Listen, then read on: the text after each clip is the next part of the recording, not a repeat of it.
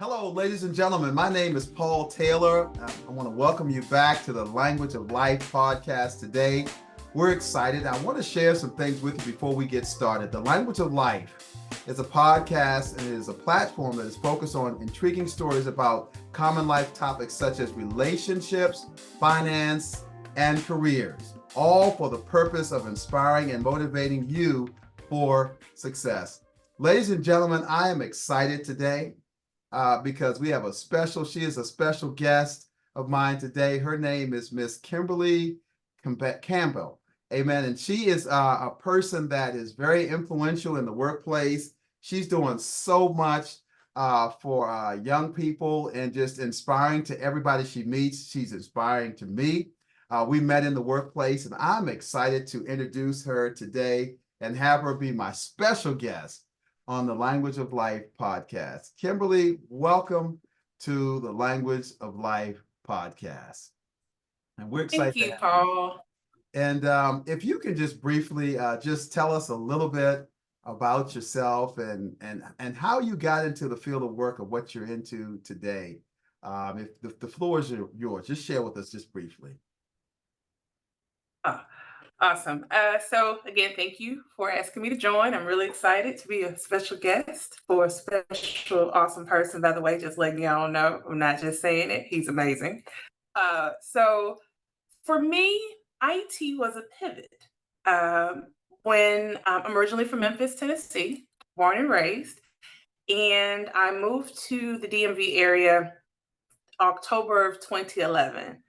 And it was truly a journey for me, right? Because I pivoted to IT in 2008. I was working for a manufacturing company in account management, and I loved it, and I traveled, and it was awesome. But I felt as if something was shifting a little bit. It was time for me to, take another direction. I've always had a heart for IT, but to be honest with you, just being transparent, I didn't think that I was an IT person.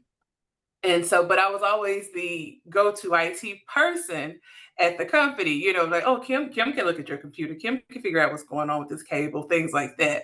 And so it was because I was passionate about it. I did it at home. I was the home, IT person going to different relatives' houses. But again, I still hadn't attached myself to it. So I finally just, decided, I really think that I should look into it more. What can I do to get my foot in the door?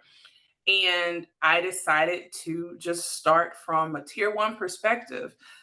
My family thought I was a little crazy to do that. Like, wait a minute, you're doing great at this amazing company. Why would you go do that? I said, because I want to understand the foundations. I'm all about learning about the foundations of things. And it was a 2-year period where I guess you could say I really learned and did the grind, right? And really learning more about IT. And that allowed me to then shift to a well-known pharmaceutical, worked in there, and it was awesome, awesome experience, whirlwind career move for sure. But I still felt that there was another part for me to go with. And then truly it was really me praying and just asking God, like, okay, I really think it's time for me to move out of my home city, hometown, and be able to really do more for me and my son, who was a young teen at that time. And for me, moving was the best decision I could have ever made. The path was laid. I was able to really jump on it, find an amazing company, meet amazing mentors, and to just really shift the narrative as far as what I would say people would think about a person in IT. I learned all the aspects of IT. And so starting off as a program analyst, then became a data manager in HRIS as far as supervising the life cycle of an employee end to end, and then been being able to be a business systems analyst. And so for me, that was very pivotal for me to really look at that and to see what's next for me. So it's just been a continuous journey. Wow, that is awesome, and that's an impressive, just a brief overview of what you've done within the several last years. I would say within a decade, if I'm correct in saying that. Kim, it's so impactful what you're doing, and of course, as I've done my research, I've seen that you serve in different roles at SAIC, which shows that the versatility that you have and the ability to be able to transition, and not only transition, but yet in that transition, and once you get to that place, you help transform other people and to help them find their way. What are some of the other areas with SAIC that you serve that's so impactful? I see that it's the multicultural ERG co-chair person that you're serving them. And I think, if I'm correct, that you just started that. I had the privilege of attending one of your first events, which was really nice. Can you tell us just a little bit about that and how that, and you're making an impact in the workplace with that kind of role as a co-chair? Thank you. So I've been a co-chair for a little over 6 months. I can't believe it's been 6 months. And what pushed me to really throw my hat in the ring and to, ask, to be nominated to become a co-chair was being a senior manager at SAIC. We still have some work to do when it comes to having that additional amount of leaders that look like me. And for me, understanding that experience and really bringing it to the forefront I'm very passionate about it. It's very important. So for me, I wanted to make it a real situation, a real moment for everyone to know, hey, I hear you, I see you. There are more of us out here. And so because it's such a large company, I think it's good to have that visibility. And to be honest with you, I am an introvert. I need my time to myself. But I feel like there's a sense of sacrifice when you do take on a role to become a leader and you have to go beyond yourself and say, hey, I really want other people to see people like me. I'm out here, and people are encouraged by that just from a visibility, just representation in itself. Not only that, let's talk about real situations. So what was awesome was that for this year, for Black History Month, was about African Americans in the arts. And one of the things that was really interesting to really push myself out there, right? Was we really wanted to talk about how we connect that to work. And so we were trying to figure out, again, this is me new to the role. How can we make sure that people know what the theme is and to understand, hey, we want you to participate. We want you here, come join us and things. And I decided to do a video. And when I said yes to the video, I must say I freaked out. Because I was like, wait a minute, whoa, whoa, whoa. This is enterprise. Over 20,000 people are gonna see this. But I again went beyond myself and said, you know what? I really want people to know that yes, I'm a leader, I'm an IT, I'm direct, let's get to business, very tactical, strategic. But I love vinyl records. So I wanted to be relatable. And it's true, so I do love vinyl records. I'm gonna listen to some after this this podcast. But I love doing it. And I wanted people to know the realism besides it, and also who paved the way in order for us to be able to do that. So I have to realize that I have to be the catalyst. I have to pave the way for others, for the younger people that's coming behind me, that are watching and wanting to see people that look like me. So this last 6 months has been amazing. I got some exciting things coming up soon as the multicultural ERG leader, but I think it's important to know that it's truly me just lending my voice for others and being able to help pave the way so I can pass the baton to someone else. Kim, you said something that was so important. There was so much valuable information you shared, but you said something to where you said that you were an introvert. You can't tell that now. There's a saying that I have which says that confidence propels competence. And the level of confidence that you are walking in, what steps did you take to overcome that, to be so effective in what it is that you say and how you communicate? Because like I said, as we hear you now, we can't even tell that you're an introvert, but it's because you deliver so well. What are some of the things that you've done to help, even in the workplace, to help you overcome that, to prep yourself? And maybe it could be some, steps that other people can take that are starting in the workforce. What are some of the things that you normally do to help you and that help perfect you or help you perfect your skill set and how you deliver each time? Well, I am a person who loves to prepare. I am a planner for sure. Woo. I consider my audience. So if it's something I have to present, I'll say from a work perspective, I consider my audience. And being that I present a lot to executives, I keep it short and sweet and make it make sense and consider the why. Let's get it done. This is why I need this. This is why I'm requesting this. Is why you should care. So I consider my audience. And so that's one of the first things. The second thing is really what do I want them to get out of it? I like to work backwards. So if I want you to feel inspired, then let me be a little bit more transparent, which again is going outside of my norm, to be able to help you feel connected because I truly feel that having a sense of belonging is important, and that's something a lot of people miss. They just throw information at you, but do you feel that sense of belonging? Do you feel like you should understand this? Are you the target audience? Are you the person that understands that this is for me? Does it feel personal for you? So I always consider that, first, to be able to have that, but then also consider who my audience is. um, from a personal note, I think that I put myself in people's shoes. That's me. One of the engineers at work told me something a few years ago that really touched me, and I'll never forget. And we still have a wonderful relationship. He said, "Kim, you're a servant leader. You always consider people first. You're a people first leader." And I was like, "Really?" I just I never put a name to it. I just always felt like as a leader, you supposed to protect your people. You're supposed to be accountable for the actions, support them, guide them. If you need to do some things to make sure, hey, this is not correct, and discipline in any kind of adult way at work, you do that. But I feel that the focus should be able to understand the needs of that person. That's why I'm so passionate about customer experience and user experience. So I think to understand the needs, that's just a natural part of me. And it's great to be able to do that at work and also doing this in this volunteer role as a co-chair.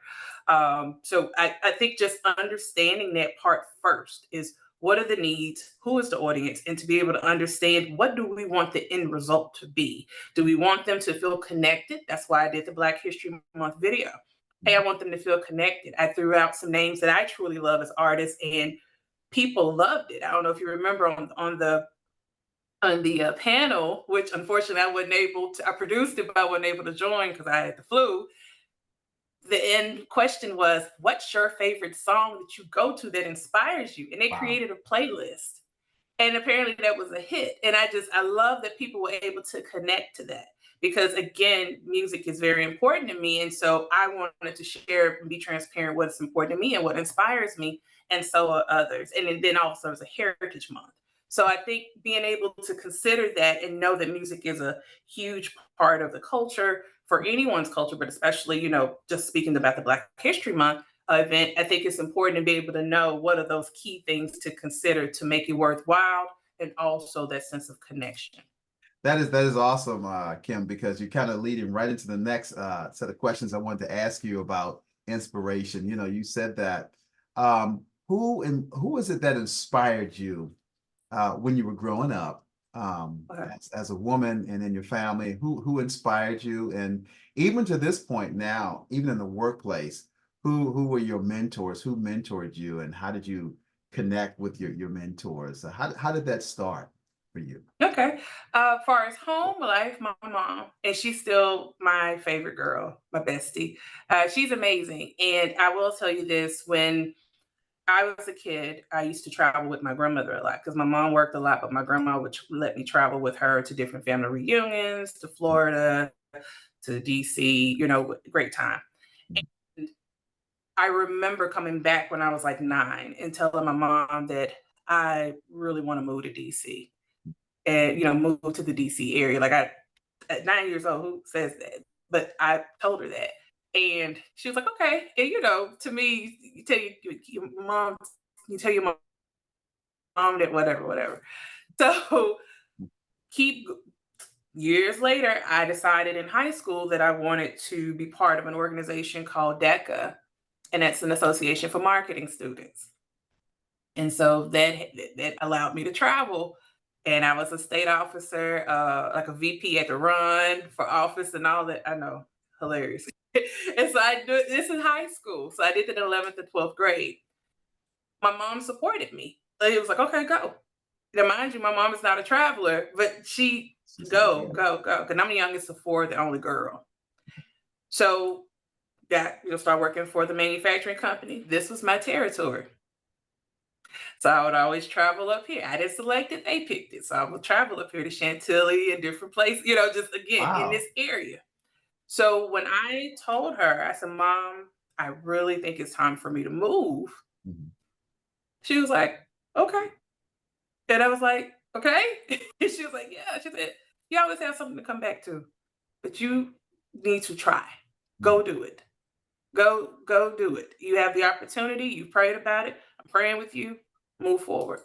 And that was one of the biggest push moments for me. So much so that, I mean, she packed my clothes, just being honest with you. Like, she was ready. She was like, I want you to know how much I'm rooting for you and I'm your biggest cheerleader. And she continues to be so. And so every now and then we have relatives who say, you should move back home. Your mom, my mom's like, no. I need her to stay there because she's doing amazing, and we're still together. I go home often to see her and things, but she has truly been my biggest cheerleader. Wow, that's amazing because the thing that you're highlighting here is the support you got from your home, from your family. That is so important, especially when we branch out and do things. And as a little girl, you had a chance to really go into traveling to some places. Thank goodness for grandmother and being able to travel with her as well. And even being inspired by your mom and then her encouraging you when you share with her your dream of where you wanted to go. And she's one of the major ones that inspire you now. And I think about inspiration. We have one of the most inspirational CEOs ever to work with, and that's Tony at SAIC. And she inspires so many True. people. But at the same time, when you deal and you work with people on a team with people close to people like that and yourself, it radiates from you and it inspires other people. And then you become that point of reference. You become that person that they look up to.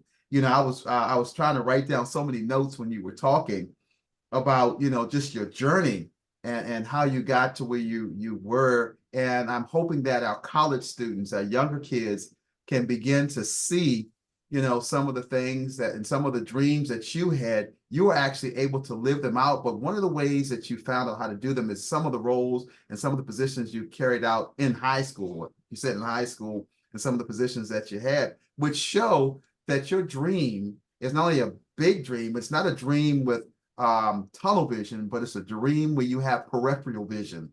That means that you're aware of people around you as people were aware of your skill sets and your gifts, your talents and capabilities, and how you're able to even now make an impact in the workplace. Ladies and gentlemen, I want you to know that Kimberly is such an approachable person to be able to talk to and connect. And we connected again in the workplace, and we're becoming the best of friends, I believe.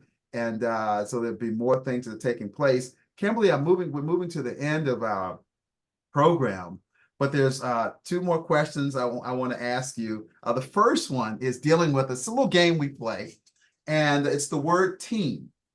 And in that word team, each letter, we can usually use to help explain what it means to you, what that letter means to you, which makes up the word team. Together, everyone achieves the mission, corporate objective.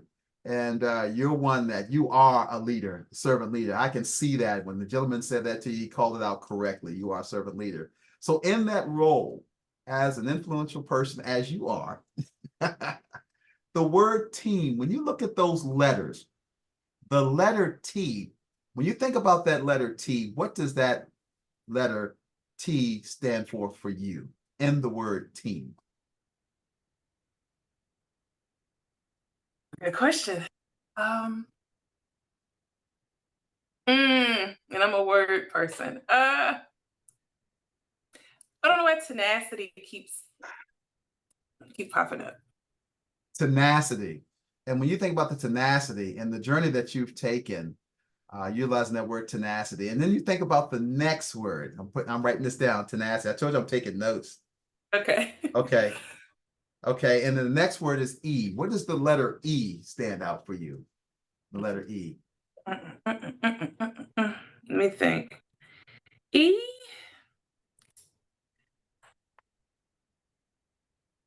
you got to remain eager. Wow. Eager. You Wow. know, remain eager. Eager. I think it's important to be able to remain eager, stay hungry. Mm-hmm. Mm-hmm. You know, you're not afraid of change. I like that because I always say with eagerness and being hungry and being teachable, the greatest teacher is one who remains teachable and ready to embrace the change and the new things that happen, especially in a technology company that we work for. The letter A, what does the letter A stand out for you? What does that represent? Um, hmm, Let me think. We have tenacity, we have being eager, and the letter A, Adaptable. adaptable. I love that one. Do you mind if I hold on this one too? Adaptable. Adaptable. Wow. You got to be able to adapt to change. Correct. And Absolutely. so many different things. And being adaptable, how has that helped you to be more productive in the workplace with what you do, with being adaptable, having tenacity, being eager, being adaptable? It helps because being that I'm a frontline leader, Mhm. you have to make sure you're ready for change. Anything goes. Wow. And again, I'm so mission focused and making sure we get to the bottom of things. If I'm not, nothing works. It won't work. We won't have solutions. So being able to be adaptable, you Mhm. can understand the change happens. It's all about what you do with the change, who you share the change with, and to ensure that they know the reason why for the change. But you have to understand it first. Wow. So being adaptable, I feel like you have to understand what's happening around you and understand, hey, I may be a little uncomfortable with this, but the more I learn about it, remaining eager to understand that you have the tenacity to make sure it's going to get done. Right. Awesome. And the last letter is M. What does M represent for you? I'm going to say momentum, Momentum. having momentum, because you got to keep moving.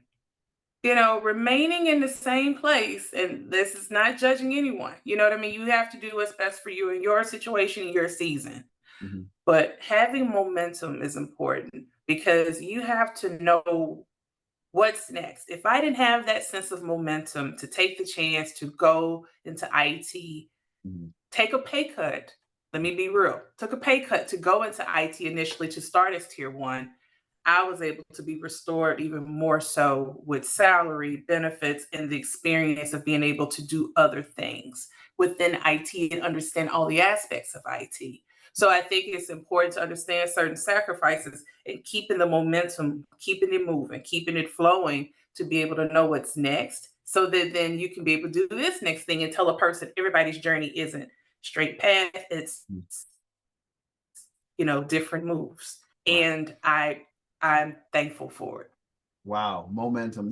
When you were talking, I was thinking about one who has a bow and an arrow, and you take that arrow, put it in the bow, and you pull it back.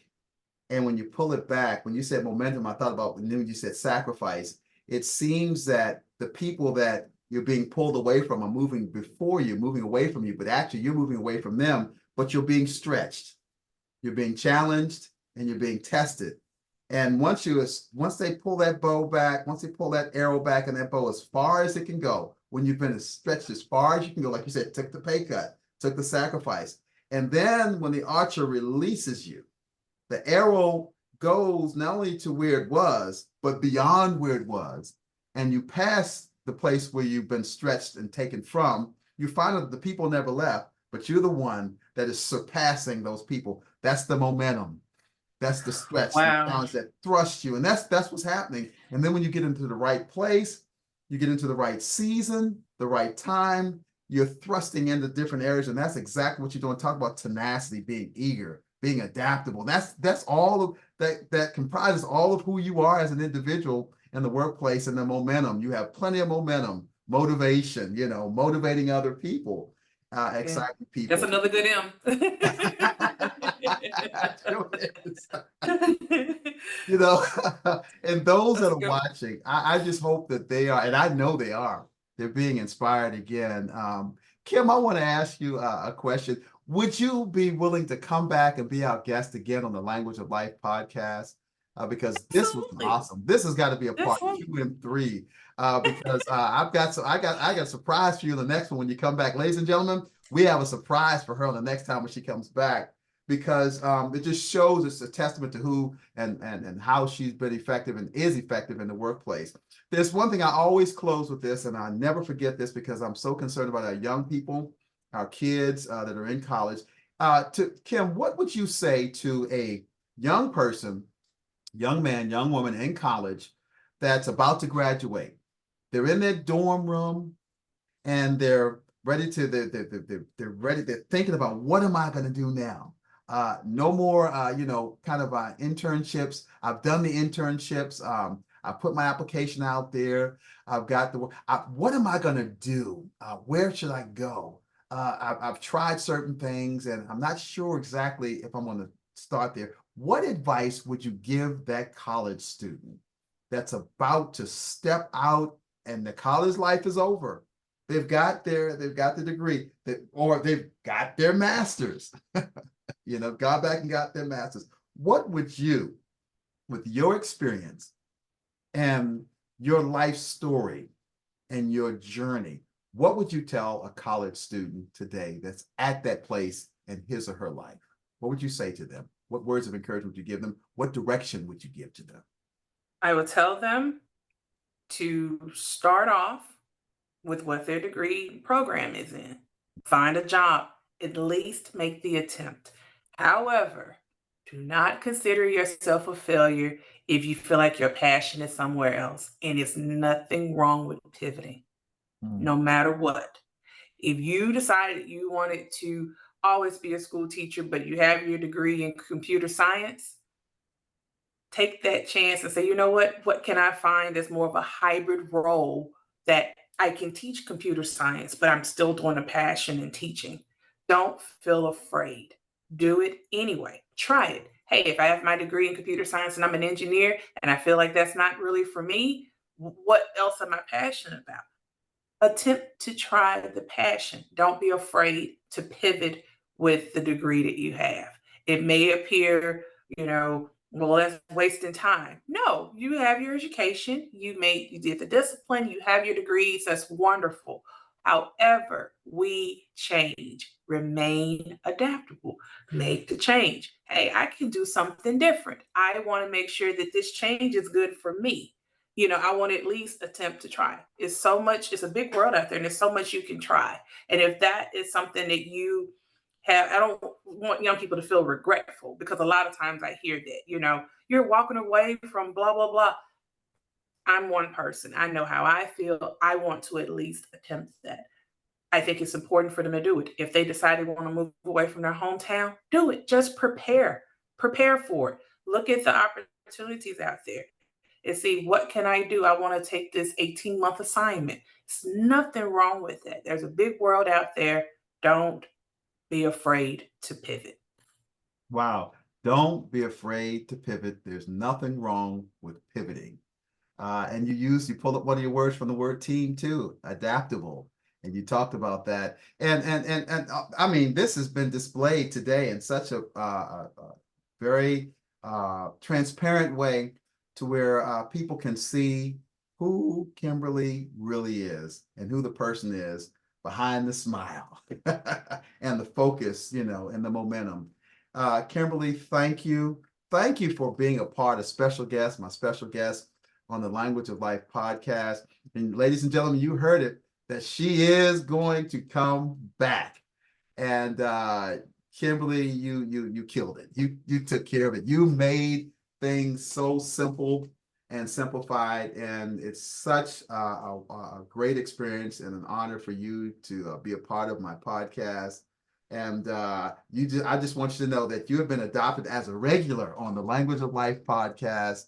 And I want people to know, that she's on LinkedIn, you're on different platforms, on media platforms, that they can see you, they can see what you're doing. Look her up. We're going to have more information the next time we come back. Kimberly, I know you probably, I'm not sure if you do or you have or you will continue to do public speaking and things of that nature, where you can talk to young people and businessmen and businesswomen that are really making that break and want to get that connection and open into the workforce. One of the things that, again, I want you all to look her up, check her out, make sure you find out what she's doing, because it's a host of things she's doing. And I've got so many notes here, Kim. Thank you again. Ladies and gentlemen, remember, we're here for a purpose, to make a difference in your life and to encourage you. And like she said, like Kim said, it's nothing wrong with pivoting. There's nothing wrong with pivoting. My name is Paul Taylor. My special guest today was Miss Kimberly Campbell, and we thank you for being a part of the Language of Life podcast. And ladies and gentlemen, we will see you next time. Have a great time. Bye now.